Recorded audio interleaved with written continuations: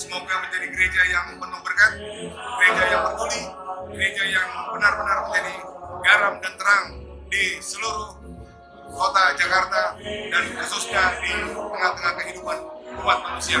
Terima kasih, Tuhan Yesus memberkati. Sukses, Horas!